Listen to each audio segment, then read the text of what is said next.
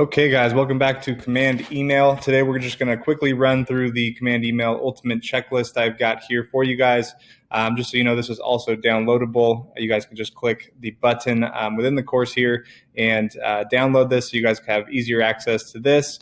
But this is really just kind of going to run through from A to Z, sort of starting and setting up your email service provider, putting together automations, writing emails, kind of all the way through to testing and improving on the emails that we're sending to our customers, leads, whatever it might be, whoever you guys are collecting emails from. So just wanted to run through this so you guys kind of have a better idea of what I'm talking about in here.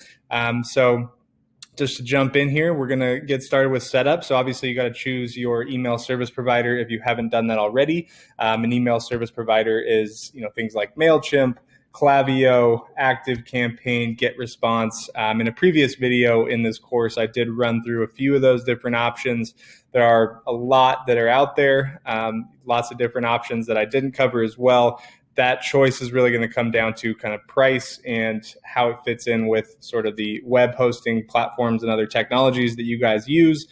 So be sure to look into that, kind of how those connections are set up, and make sure that it's all easy to do, because there are probably easy options out there for you, just with all the different options there are. So cool. Got to upload. Got to decide on an email service provider, and if you have current emails that aren't already in that ESP, definitely upload those emails so we got easy access to those contacts. Next, we got to connect the store, connect whatever web hosting platform you're using. So Shopify, Weebly, ClickFunnels, all these different options that you guys might be using. Make sure that there are automations to connect to your email service provider. Sometimes, if depending on the choices that you've made on ESP and web hosting, you might have to use an app like a Zapier, where you can kind of set up those connections outside of the actual technologies and platforms themselves. But we'll definitely want to have those connections made so that anytime you capture an email, whether that's from a customer or from a lead that you are driving to a page, or from Facebook, whatever it might be, that those emails are automatically being uploaded into the email service provider. And then, that's also setting up auto contact transfer. Again, this is all just making sure that everything's automated, that as soon as we log into our email service provider, any new emails that we're capturing on a daily basis are being moved over there. And we'll get into kind of tagging them and separating them a little bit here in a second, in another section here on the checklist. So to move on with messaging, this really early on, we kind of just need to decide what the goals are for the company. If you're collecting leads and, really the end goal is to sell people into a high ticket service. Maybe you're a coach and you have a $1,500 coaching program. A lot of those leads, especially if we're kind of getting free leads with maybe it's a free PDF that we're giving out, or a free training, or a free call, it's going to be a pretty low conversion rate from free leads to high ticket service. So what are the goals there in between? Do we have a stepping stool product, something that's a little cheaper that we can kind of start turning those leads into customers early on? Is that one of our first goals? Is our goal to get them to watch a YouTube series of educational videos as to why our coaching service might be great for them? If you have customers that are coming in the door and you're only really emailing customers, if you're like an e-commerce shop, something like that, what are the goals? Is it to get them to subscribe to another newsletter? Is it to get them to come back to the store and buy again within 2 weeks? Is it to, again, get them to follow you on Instagram or join your Facebook group? So we kind of need what those goals are and sort of what order. Obviously, it's great to say, I want to, get everybody to buy. And that really, obviously should be the end goal, but there are lots of different things that can take place in between. And so just kind of figuring out what the best process would be for your leads and your customers. We need to know that early on. That's going to play a big role in kind of deciding what the messaging is and kind of what the order we're sending those emails. So decide those goals, and then, write a welcome email with your branding and everything in it. So, no matter what your goals are, you are going to need welcome emails, and you're going to have to kind of build up to those sales. So within a welcome email, really just, if you're an e-commerce shop, thank you for your purchase, maybe an update on, shipping times. Hey, we received your purchase 30 minutes ago. Just wanted to let you know that this product is currently on back order. It might be up to 7 to 14 days before you receive your order. We'll keep you up to date via email here. Let us know if you have any questions or concerns about your order. These kinds of things, you want to kind of just make the customer feel good about the purchase that they made, welcome them into the family, into the brand, give them an update, those kinds of things, and make sure that you're mentioning your brand. A lot of the times people buy and then they kind of forget. Maybe they went on a little shopping spree. So it's always good to remind them kind of what they bought, who you are, why it is that you're emailing them, those kinds of things. And we're going to have more on some of the messaging stuff in the next video. I'm going to really go through some like headline options and different things. So keep in mind that we will be talking more about that, but just so you guys know, it's kind of the order we're going to have to be doing things to get fully set up here. So after you write that welcome email, you're going to want to finish out some of the intro emails that, again, we'll talk about in the next video, and we'll have some templates there in the swipe file for you. But so we're going to want to finish out that intro automation so that we're making sure that we're sending people emails from the minute that they give us permission to do so, and that we have a little bit of a drip campaign going out so that they can get several emails from us without us even having to think about it or touch it. So next section is tag and segment. So when you have the ESP that you've decided on, let's just say it's Klaviyo, doesn't really matter what it is, honestly. All of these different options are going to have tagging and lists and different ways that you can segment out your customers. And this is going to be really, really important for keeping it kind of personal, keeping people interested, making sure that we're showing people the right offers for them and the right content. So if you have an e-commerce shop, you sell lots of different products on the front end. Maybe you have kind of everything from, maybe you're a kind of a fashion brand. You have everything from sandals to jewelry to dresses to hoodies, so on and so forth. There's going to be a little bit different follow-up sequence and sales emails kind of depending on what they came in on, right? If they came in on women's jewelry, you're probably going to want to send them other jewelry, other women's items, dresses, those kinds of things. Whereas if it's a man that came in and bought a hoodie, you're probably not going to want to be sending them, women's jewelry offers all the time. So tagging and segmenting is going to be really important, especially if you have, multiple products that you sell and kind of have a wider range of an audience that's coming through.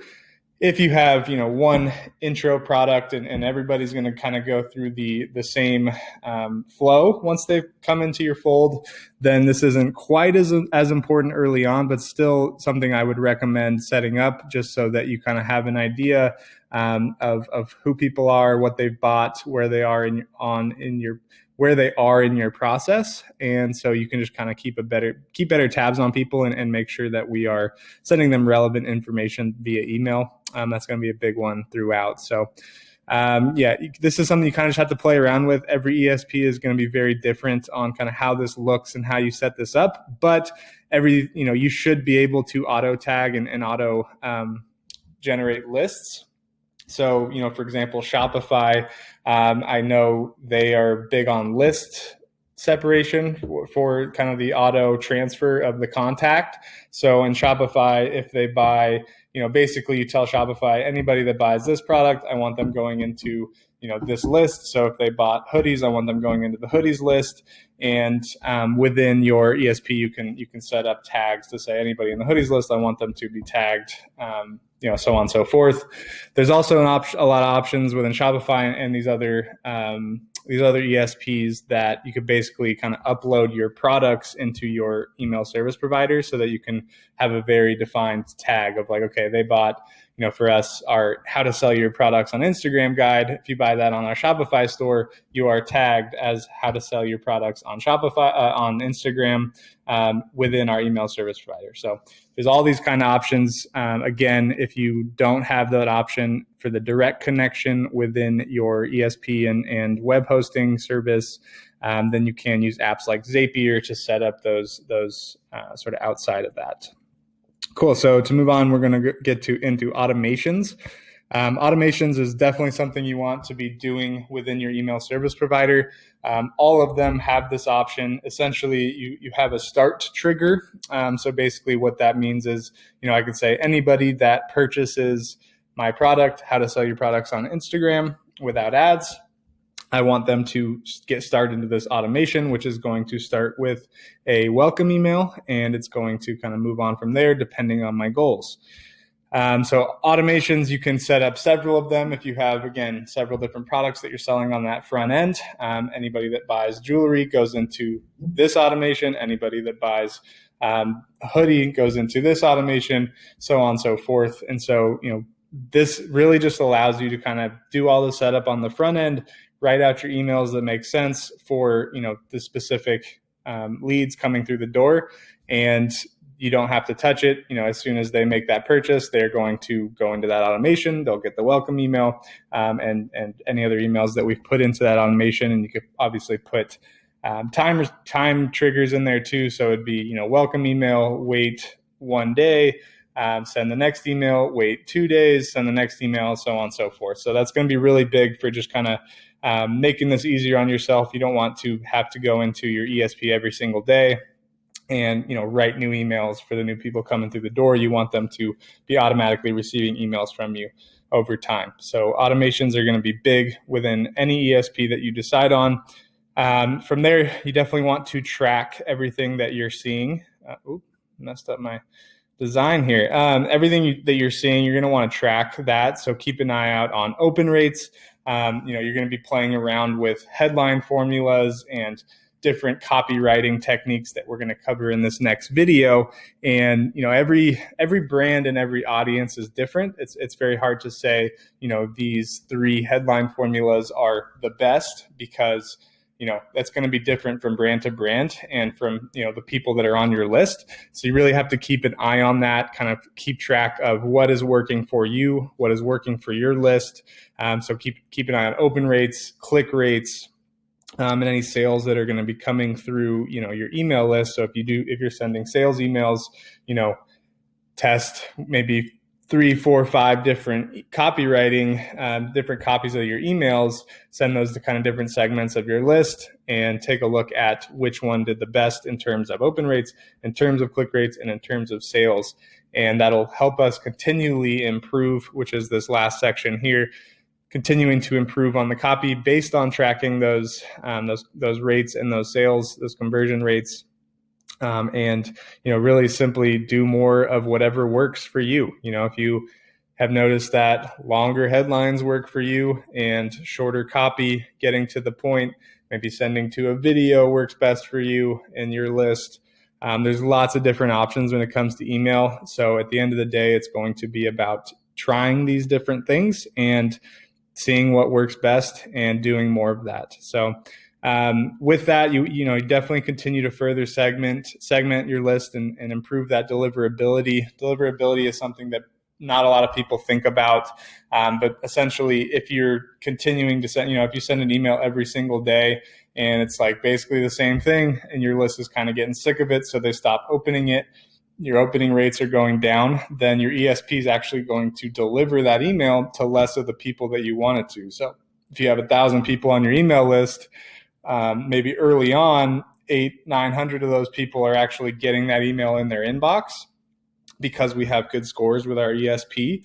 But if we do, if we send a boring email, the same boring email every day for the next 2 weeks, by the end of that 2 weeks, not very many people are opening that email. We're getting poorer scores on our ESP, and maybe the next time we send an email, only 400 or 500 people are actually receiving that in their inbox. So definitely want to keep an eye on that. It's another reason to keep track of open rates. Something that I definitely recommend would be setting up a scoring automation. So basically, and all these ESPs allow this. Basically what that is you say, anytime somebody opens an email, I want them to score 10 points, and that will just kind of keep track, and you can see, based on what the point score on your contact is, how many emails they've opened.